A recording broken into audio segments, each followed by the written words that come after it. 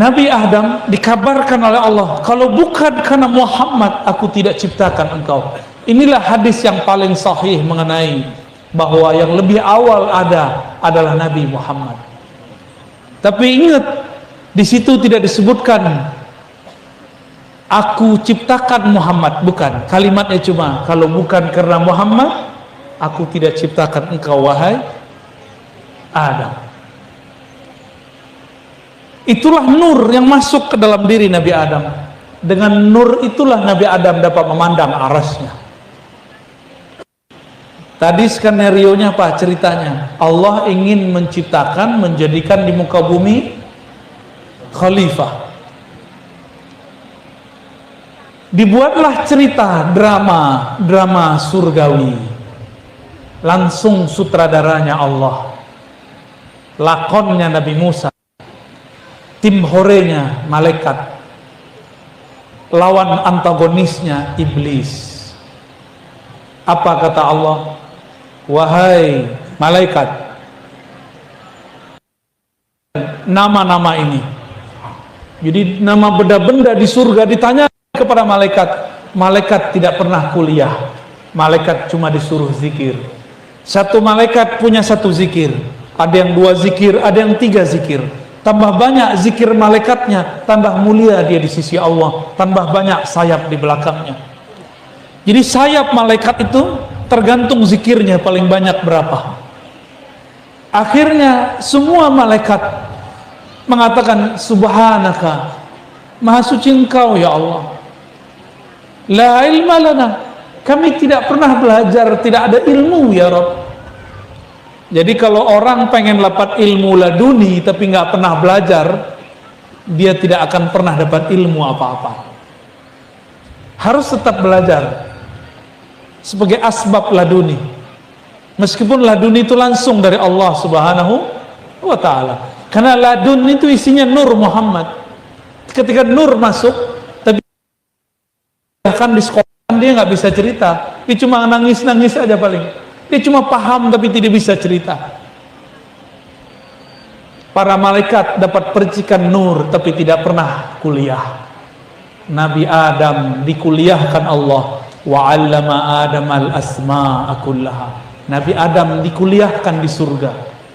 Itulah fakultas asma, universitas surga. Itu universitas pertama. Rektornya langsung Allah Subhanahu. Mahasiswa pertama Nabi Adam. Nabi Adam kemudian diajarkan nama-nama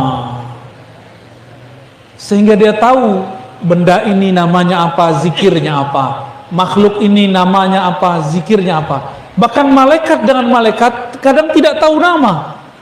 Nabi Adam tahu nama mereka. Lebih pintar mana berarti? Malaikat ujung sini mau ujung sana tidak kenal, dia cuma tahu malaikat ente gitu. Tapi malaikat itu dikenal oleh Adam. Kira-kira kalau orang manggil kita dengan nama, kita nyahut nggak? Salah satu karakter malaikat dan juga karakter jin, jika dipanggil namanya dia akan menjadi khadam bagi yang memanggilnya, pelayan. Itu sejarah khadam. Hati-hati punya khadam, tar susah mati kalian ya. Cukup berkhidmah kepada Allah, berkhidmah kepada Rasulullah sallallahu alaihi wasallam. Kalau Allah kirim itu urusan Allah, kita nggak usah cari-cari.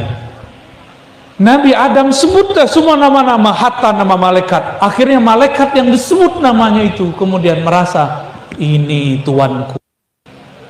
Ini yang nggak disebutkan dalam kitab tafsir biasa, tapi disebutkan dalam kitab-kitab isyarat yang masih ada di kolbu para aulia-aulia Allah.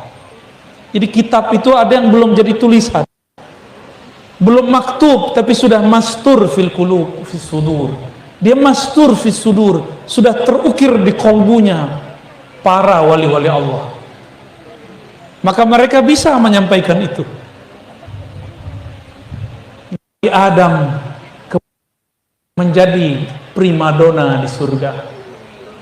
Tapi ada satu kelompok yang merasa dirinya paling banyak zikir, tidak terima. Dari mana dia tahu namaku?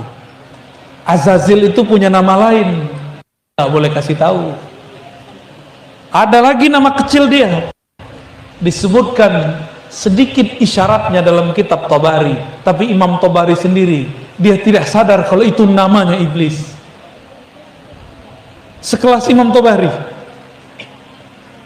saya nggak boleh sebut Pak ya, taruh manggil iblis lagi ya. Walhasil Allah berfirman, wa iz qulna lil li Adam. Disitulah sejarahnya. Jadi Allah tidak ujuk-ujuk, hei malaikat sujud, nggak begitu. Allah kasih dulu ajaran buat malaikat. Kenapa aku pilih Adam bukan kalian? Kalian cuma zikir-zikir doang. Zikir nggak bisa ngurus bumi. Zikir saja tidak bisa ngurus bumi, hanya bisa mencahayai bumi. Bumi ini perlu diurus, perlu diolah. Apa kata Allah? Wahai malaikat, usjudu li Adam. Sujudlah kepada Adam. Maka sujudlah semua malaikat kepada Adam, illa yang tadi namanya iblis, yang dari tadi sukanya enggak. Ya Allah, kami sudah banyak berzikir. Kami sudah 80.000 tahun berzikir. Kenapa bukan kami yang dihormati? Ternyata si Azazil ini pernah jadi imam, memimpin ibadah para malaikat di surga. Sekarang mau diambil alih oleh Sayyidina Adam. Terima nggak dia? Nggak terima. Nggak usah jauh-jauh. Imam masjid nih, semoga nggak kejadian di sini ya. Imam masjid mau diganti, nggak terima. Buat manuver, buat pengaruh. Nggak benar. Itu imam baru tuh nggak benar. Gitu ya. Itu orang nggak, akidahnya nggak sahih itu. Akhir terjadi konflik di masjid. Di banyak masjid terjadi konflik karena imamnya merasa dirinya paling berhak jadi imam. Sebenarnya dia bukanlah imam. Di dalam dirinya ada kegelapan azaziliyah, kegelapan iblisiyah. Kenapa? Dia merasa berhak mimpin orang.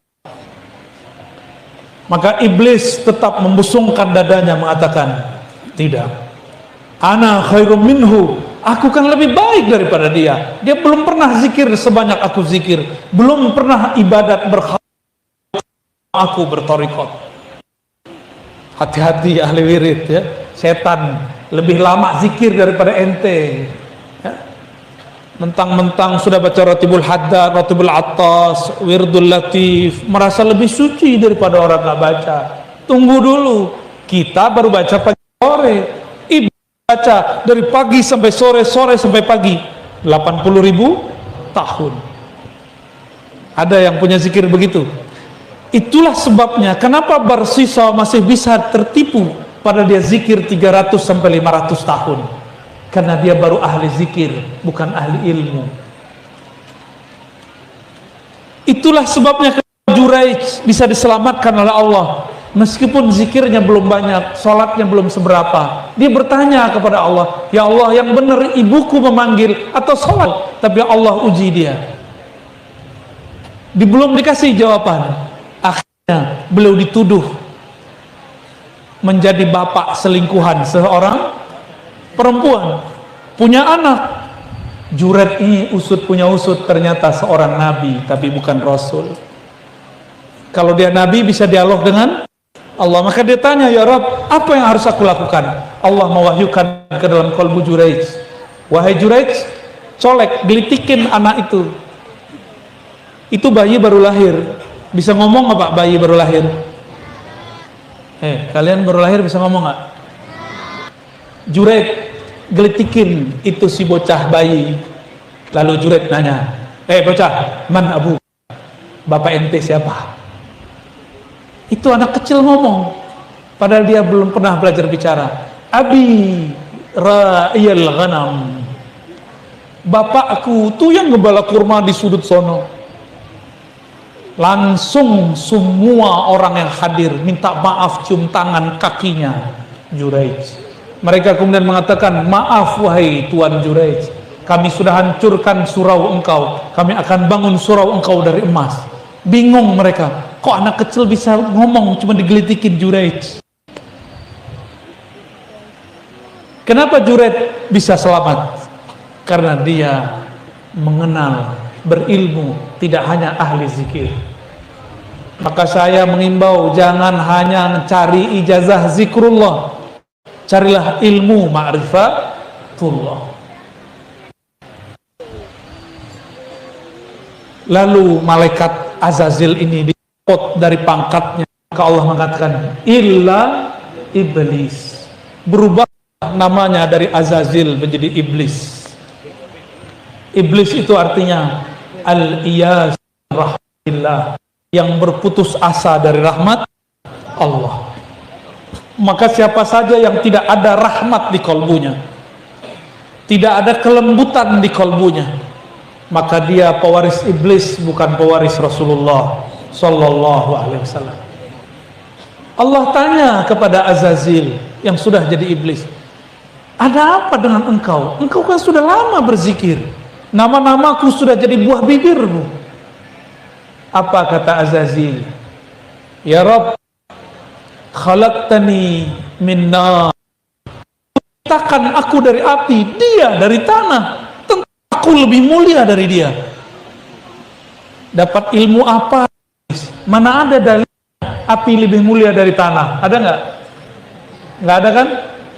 Inilah awal orang mendahulukan asal usulnya, mensombongkan suku-sukunya. Saya melihat di sini wajahnya beragam. Ada yang orang Arab, ada yang Banten, ada yang Zuriat, ada yang Akhwal, ada yang Melayu, ada yang macam-macam. Jadi kalau asli Kalimantan namanya Dayak ya. Kalau di sini Melayu ya kebanyakannya. Bapaknya satu, Nabi Adam. Maka tolong Maulid, pecinta Rasulullah. Rasulullah mengatakan tidaklah Arab lebih mulia dari orang asing, tidaklah orang asing ajam lebih mulia dari orang Arab. Nabi sudah menghapus itu semua. Kok kita kembalikan lagi? Siapa tahu di sini turunan Cina tuh, saya lihat mukanya sipit-sipit ya. Ternyata habaib di Cina matanya sipit, hidungnya pesek, bulat-bulat hidungnya. Marganya Assegaf, Al-Aidrus, Al-Haddad di Cina. Habaib. Antum percaya nggak tuh? Ya, emang kalau sudah hidung mancung pasti Habib? Nggak juga. Habib itu pembuktiannya bukan hidung mancung. Mana silsilah? Sekarang orang ngaku dialah pewaris Rasul. Langsung ikut Allah dan Rasulnya, tidak usah ikut mazhab, tidak usah ikut imam, tidak usah ikut apa begitu. Tinggal ditanya, mana sanad gurumu?